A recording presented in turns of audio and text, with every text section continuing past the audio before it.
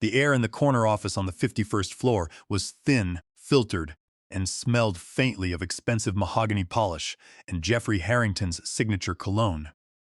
Jeffrey, the senior vice president of engineering at Aerotch Solutions, was 58 years old, with silver hair cropped close to his temples and a wardrobe consisting entirely of tailored Navy suits that cost more than my first car. He was a man who had built a massive reputation in the tech industry as a visionary, a genius who had revolutionized logistics algorithms. I, on the other hand, had spent 15 years in a windowless office down the hall as his senior systems analyst, quietly writing the very code that made him famous.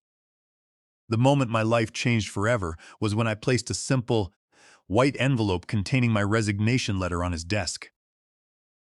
Jeffrey looked at the paper, then looked at me, and let out a laugh, so loud it caused his coffee mug to rattle against the glass surface of his desk. "Good luck finding another job at your age in this industry, Daniel," he said, his voice dripping with condescension. "In tech years, 47 is practically ancient, and let us be honest. What have you done here besides format my slides and run basic diagnostics for over a decade?" I did not flinch. I stood there, holding a plain cardboard box that I had retrieved from the office supply room. It contained no family photos, no coffee mugs, and no personal knickknacks. It held only 5 high-capacity external drives. "What is in the box?" Jeffrey asked, his laughter dying down as he noticed the weight of the package in my arms. "Just my personal backup drives," I replied, keeping my voice level and calm. His brow furrowed. "Backup drives of what?" "Every system iteration, every optimization algorithm, every development log, and every piece of source code I have written over the last 15 years, I explained. "I have kept detailed records of everything in my personal cloud storage as well." Jeffrey's face, normally flushed with self-importance, suddenly lost its color. He sat forward, his hands flat on the desk. "You cannot take proprietary company information," he warned, but the confident volume of his voice had dropped significantly. "Actually, I can," I said. Company Policy Section 8.4, which was implemented during our security audit 4 years ago, explicitly states that personal research backups and developmental documentation belong to the employee who created them. I wrote that policy myself, and you signed off on it without reading a single word, as you always do with technical documents. Jeffrey stared at me, his mouth opening slightly as he tried to find a loophole. The truth was, Jeffrey Harrington was a presenter, a salesman. He did not understand a single line of the algorithms he presented at industry summits. For 15 years, he had taken credit for predictive models that saved manufacturing firms tens of millions of dollars, yet he could not write a basic sorting algorithm to save his life. He had spent his career taking my creations and presenting them as his own, while I remained invisible. "Daniel, let us be reasonable here," he said, standing up and trying to project authority. "Those algorithms were developed on company time, using company resources. They belong to Aerotch Solutions." "My brain is not company property," I answered. "The intellectual property agreement I signed when I was hired states that any documentation created for personal learning and skill development remains the property of the engineer. I was very careful to document every hour of research I did at home. Besides, I will not be needing to find another job. I have already accepted a new role." "Where?" he demanded, his eyes narrowing. "I have accepted the position of Chief Technology Officer at Ether Systems," I said. Ether Systems was our largest competitor. They had been trying to recruit the mind behind Aerotech's algorithms for 4 years, but Jeffrey had always intercepted their offers. 8 months ago, I finally bypassed his office and made direct contact with Dr. Evelyn Montgomery, their head of engineering. She recognized my work immediately. "You have a non-compete clause," Jeffrey stammered. "Only senior executives have non-compete clauses," I replied. "You kept my title as senior analyst for 15 years to avoid paying me a market salary. That was a costly mistake, because it means I am completely free to work for whoever I please." The silence that followed was heavy. I saw the realization hit him.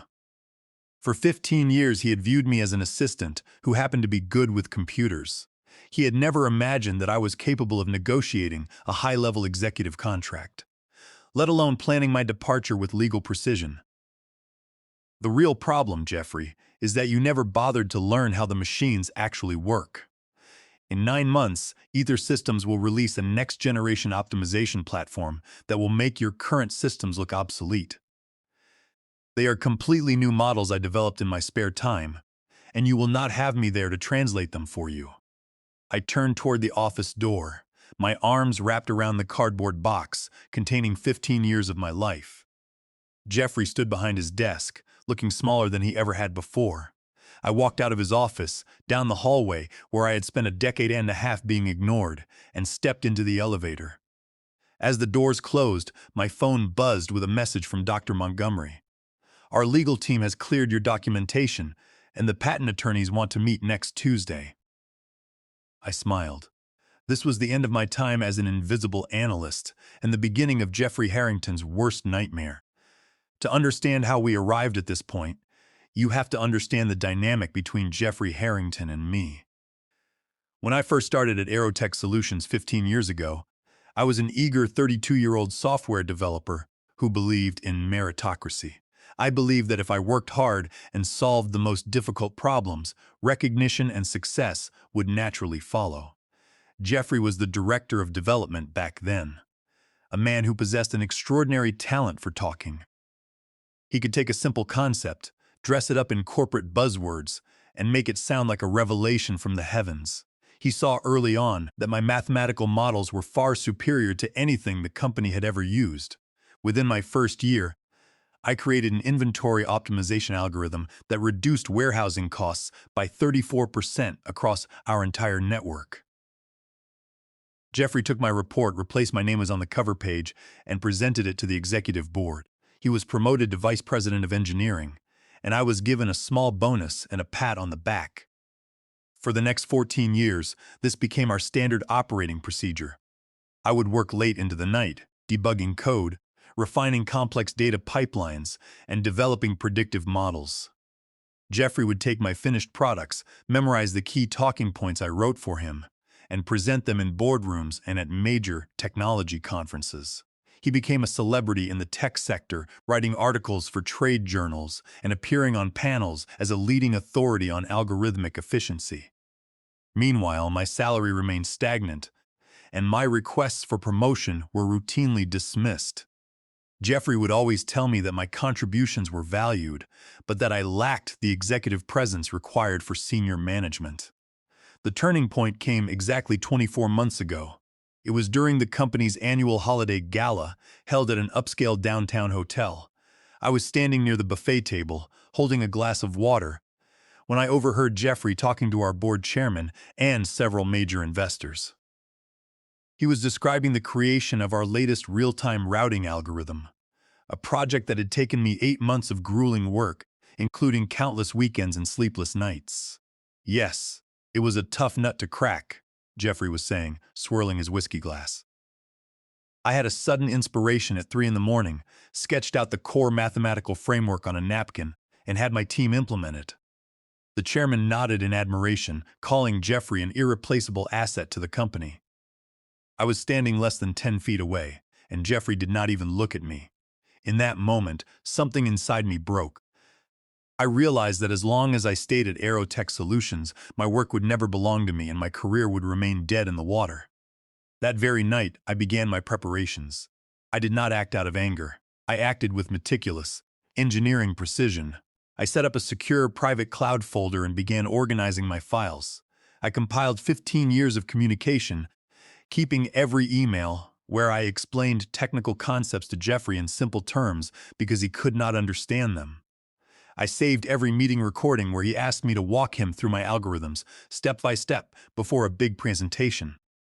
I archived every code review log, noting his superficial comments that proved he did not understand the difference between a linear search and a binary search. More importantly, I kept detailed development logs of my code commits. In software engineering, code repositories maintain an absolute history of who wrote what, when, and how. Every single line of our proprietary routing and optimization code was timestamped and signed with my personal developer key, showing that Jeffrey had never contributed a single character of code. Then, 8 months ago, I reached out to Dr. Evelyn Montgomery at Ether Systems. I did not send her proprietary files. I sent her a detailed white paper outlining my theoretical concepts for next-generation logistics systems, ideas that I had developed entirely at home on my personal computer. Dr. Montgomery, who is a brilliant scientist herself, recognized the genius of the methodology immediately. Within 2 weeks, Ether Systems made me an offer to join them as Chief Technology Officer. With a salary that was quadruple what I made at Aerotech Solutions, along with a dedicated team of 16 engineers and a massive research budget.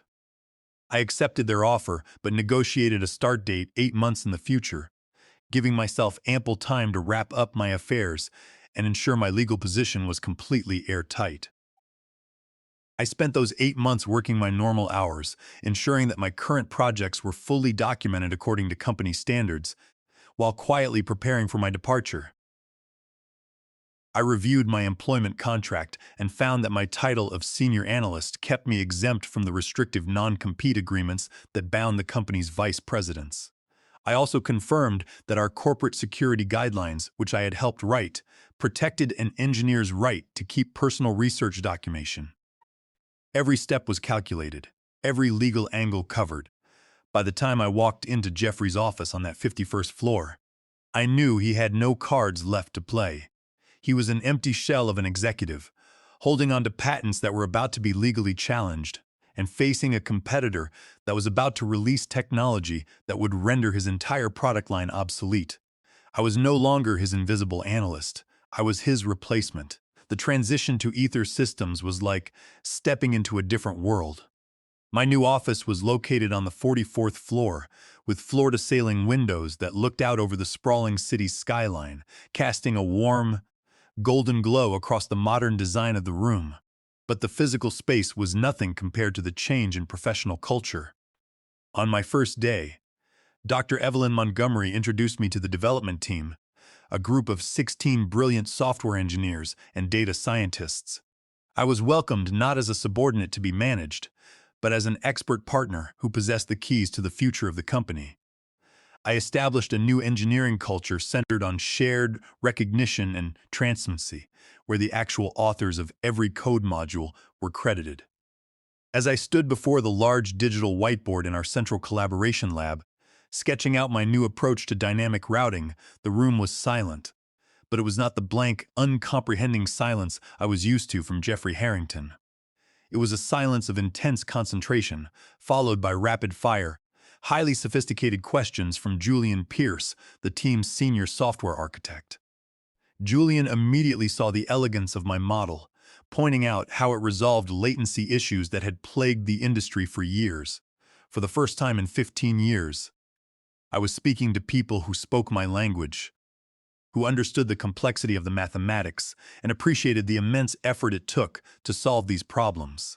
I realized then how much time I had wasted explaining basic concepts to a man who only cared about how they would look on a slide. Here, my ideas were met with excitement, and we spent the rest of that first week refining the architecture, developing prototype systems, and establishing a detailed roadmap for our new optimization platform. Even the marketing and sales teams at Ether Systems were impressed by our clarity, recognizing the massive commercial value of our work. The collaborative atmosphere at Ether Systems was a breath of fresh air. Every morning, the development team gathered in the central space for a brief stand-up meeting. Unlike the meetings at Aerotech Solutions, which were dominated by Jeffrey Harrington's lengthy speeches and high-level corporate buzzwords, these sessions were highly technical and task-oriented. Each engineer discussed their progress, shared code challenges, and offered solutions. I found myself looking forward to these discussions, enjoying the opportunity to mentor the younger developers and help them troubleshoot complex data pipelines. Dr. Montgomery had even given me a tour of the company's research laboratories, showing me the advanced computing clusters and server architecture that would support our new routing models. I felt a sense of belonging and respect that I had never experienced in my career before, and it fueled my determination to make our upcoming project a massive success. Meanwhile, back at Aerotech Solutions, the cracks were already beginning to show. Without me to write his material, Jeffrey's public persona began to unravel. He had always been extremely active on professional social networks, posting daily updates filled with leadership advice, tech philosophy, and insights on the future of algorithmic development. But a few days after my departure, the nature of his content shifted. 4 days after I resigned, Jeffrey posted a vague article about the importance of team collaboration. 7 days later, he shared a generic post about leveraging group intelligence. By the third week, he was merely reposting industry news with brief comments like fascinating developments in logistic technology. The tech community is highly analytical, and it did not take long for people to notice the lack of substance. Industry professionals began leaving comments, asking him to expand on the technical details of the articles he shared. Questions that Jeffrey had to ignore because he did not know the answers. The real test came 3 weeks after my resignation at a regional technology summit. Jeffrey was invited to participate in a panel launch alongside several prominent computer scientists, including Dr. Clara Oswald from Stanford University. I watched the live broadcast from my computer at Ether Systems.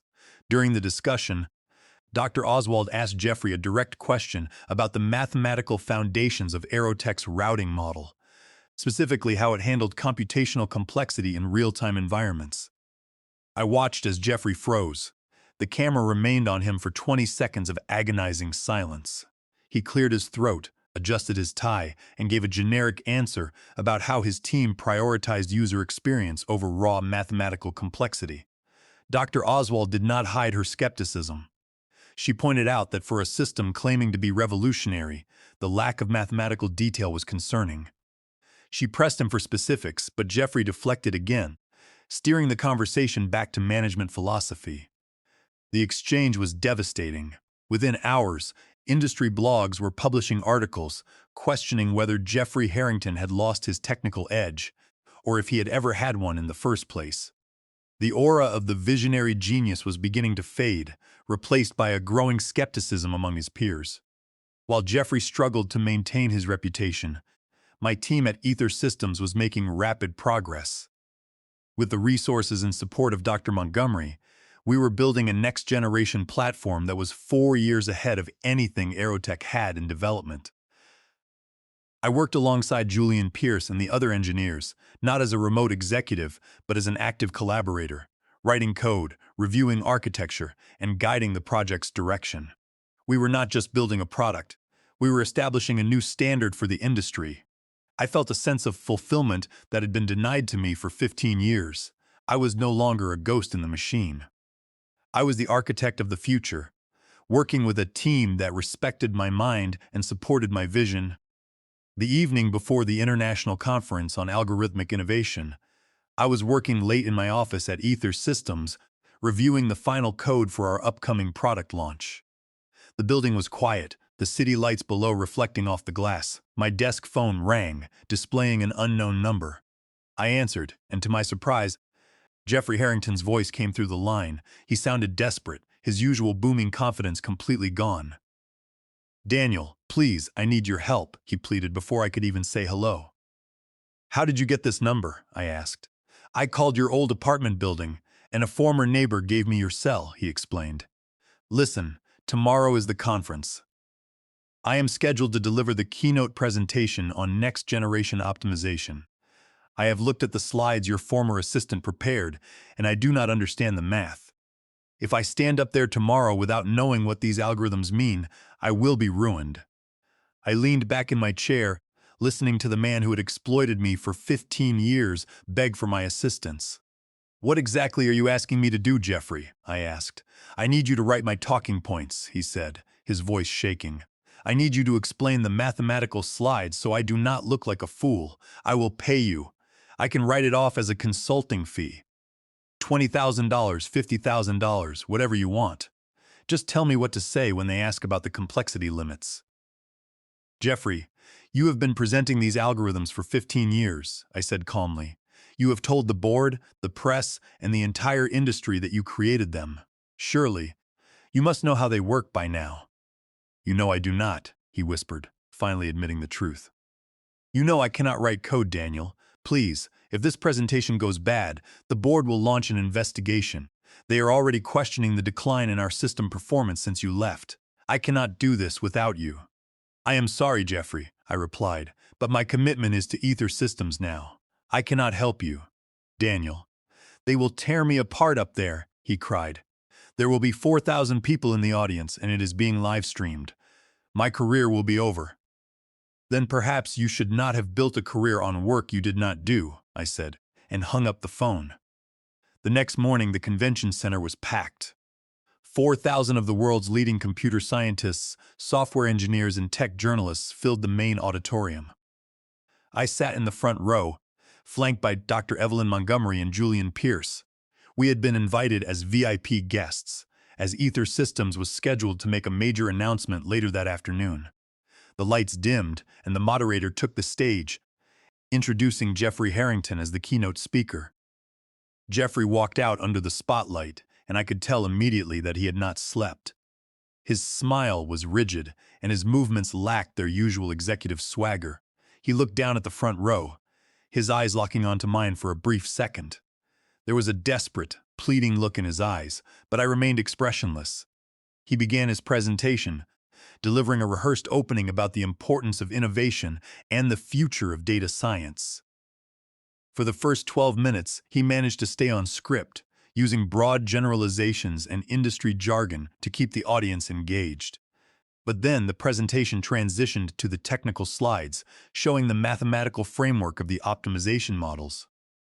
Dr. Beatrice Thorne, a renowned professor from the Massachusetts Institute of Technology, raised her hand. Jeffrey. Thank you for the overview, she said, her voice echoing through the microphone. Could you explain how your model handles multidimensional constraint satisfaction in dynamic environments? What is the computational complexity limit? Jeffrey stared at her, his face freezing as he looked at the slide behind him. That is an excellent question, Dr. Thorne, he stammered.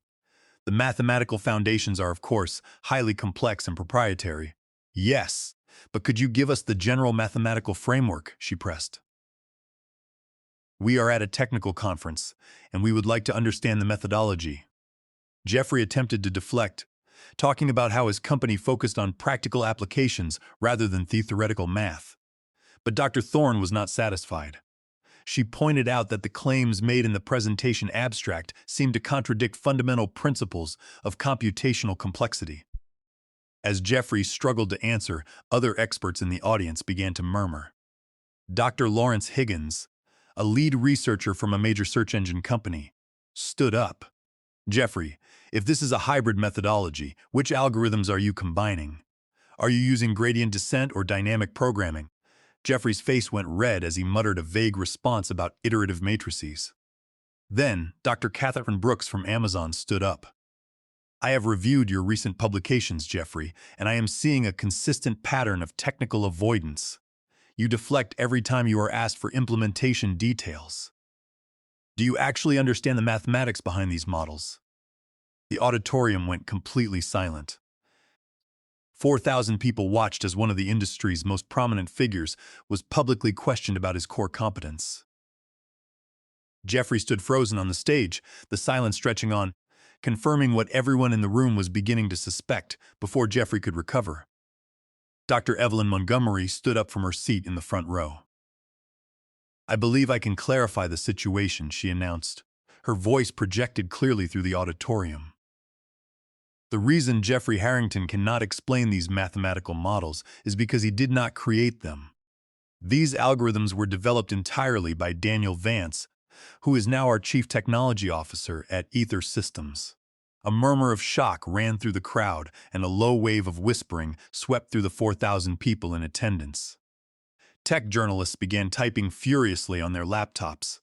While the moderator tried in vain to restore order, Jeffrey stood frozen on stage, a look of absolute dread on his face as the spotlight exposed his silence. Dr. Montgomery gestured toward the stage. Daniel, would you like to explain the mathematical foundations that Jeffrey is unable to discuss? I stood up, walked up the steps to the stage, and took the microphone from the moderator. Jeffrey stepped back, looking completely defeated, his face pale under the bright stage lights. For the next 25 minutes, I spoke to the audience, explaining the exact mathematical principles of the optimization algorithms. I detailed how I decomposed complex constraint satisfaction into independent tasks, and how I used modified Lagrangian multipliers and differential geometry to navigate the dynamic search path.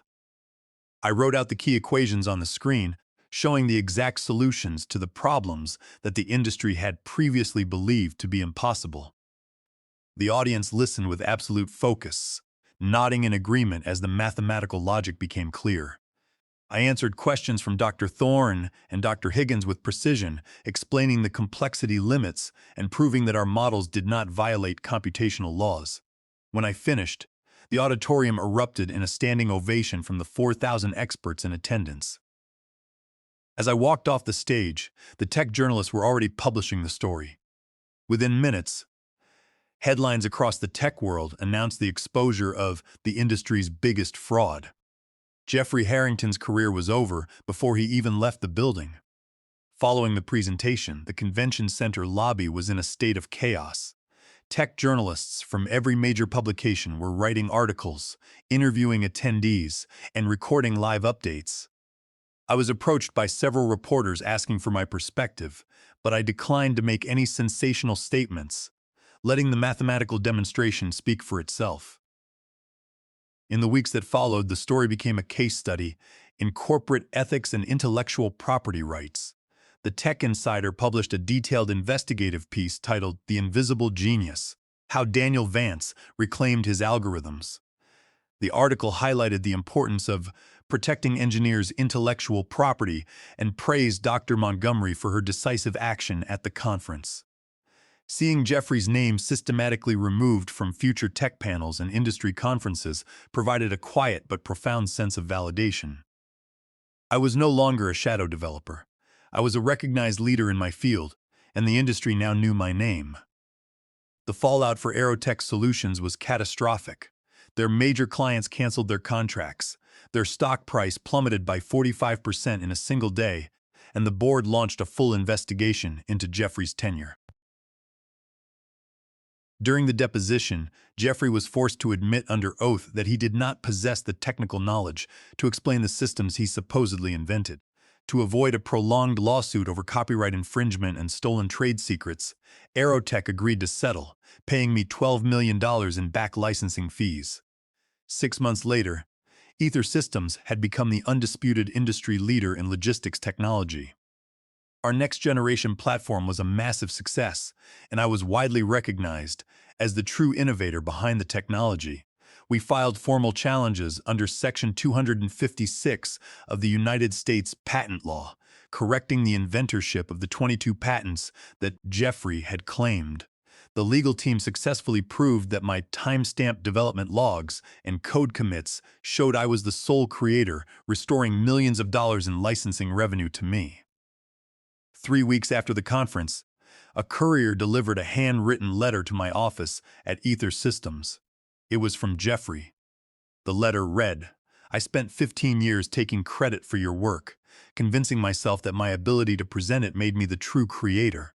I see now that was cowardice, not leadership. You were always the brilliant mind, and I was just the person standing in your way. I am sorry." I folded the letter and placed it in my drawer. I felt no anger, only a deep sense of peace. The 15 years of being invisible were over, and I had finally stepped into the light. The best revenge was not destroying Jeffrey. It was simply showing the world who I had always been. If my story teaches you anything, it is that you should never let someone else define your value. The world is full of people who want to take credit for your genius, but if you keep documenting your work and wait for the right moment, your time will come. Step into the light and let your work speak for itself. In the end, recognition is not about who speaks loudest or who wears the most expensive suit. It is about who builds the future. It is about the quiet dedication of the engineer who sits at the desk while others enjoy the applause, knowing that the truth will eventually find its way to the surface. It is the legacy of innovation that remains long after the noise of corporate politics has faded into silence, proving that genius cannot be stolen, only temporarily hidden.